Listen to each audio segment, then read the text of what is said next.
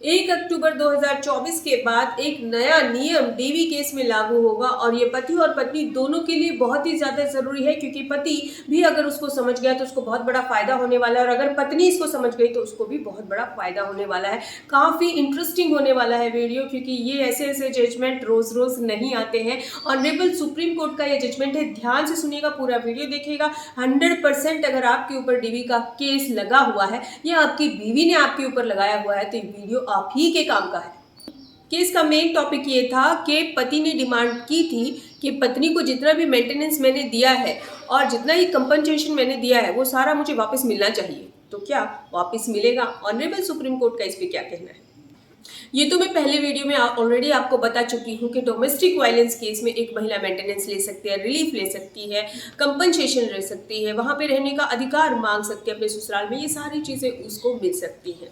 इस केस में हुआ क्या था? इस केस में शादी के बाद मियाँ बीवी की लड़ाई हो गई, पति पत्नी की। जो पत्नी है वो दूर जाकर रहने लगी। उसके बाद उसने डीवी का केस डाल दिया। डीवी डोमेस्टिक वायलेंस सेक्शन 12 के अकॉर्डिंग उसने मेंटेनेंस मांगा और कंपनसेशन भी मांगा।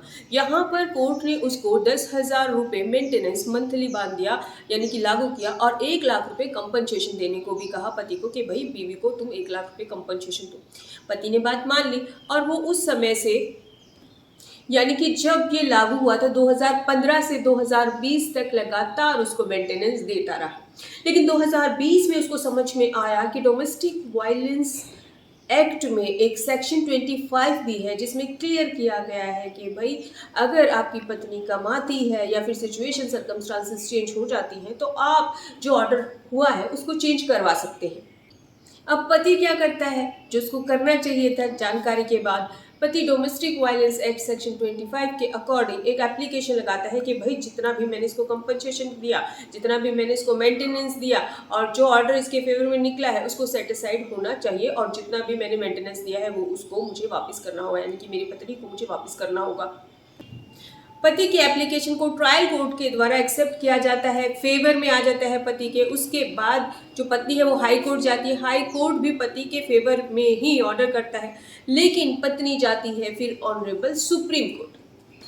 अब यहाँ पे ऑनरेबल सुप्रीम कोर्ट सभी फैक्ट्स को देखता है और एक चीज़ क्लियर करता है कि भाई ये सही है कि डीवी एक्ट में सेक्शन 25 है, लेकिन इसके अकॉर्डिंग आप ये नहीं कह सकते कि बेबी को जितना भी मेंटेनेंस मैंने दिया है वो पैसा मुझे वापस चाहिए, कंपनसेशन मुझे वापस चाहिए, जो ऑर्डर निकला है उसको सेटिसाइड कर दिया जाए। हाँ, आप ये कर सकते हैं कि भाई जो ऑर्डर था तो सेक्शन 25 के अंतर्गत उस ऑर्डर को चेंज करवा सकते हैं, बदलवा सकते हैं, लेकिन कतई ये डिमांड नहीं कर सकते कि जितना मैंने मेंटेनेंस दिया है वो सारा मेंटेनेंस मुझे वापस चाहिए, क्योंकि अभी सर्कमस्टांसेस चेंज होंगे। लेकिन पत्नी को इसका क्या फ़ायदा है? देखिए, पत्नी को इसका ये फ़ायदा है कि जो ऑर्डर निकल चुका है उसको आपका पति सेटिसाइड नहीं करवा सकता है, और दूसरी बात, आपसे दोबारा से कि जितना मैंने मेंटेनेंस दिया था वो सारा मुझे वापस कर दो, ये नहीं बोल सकता।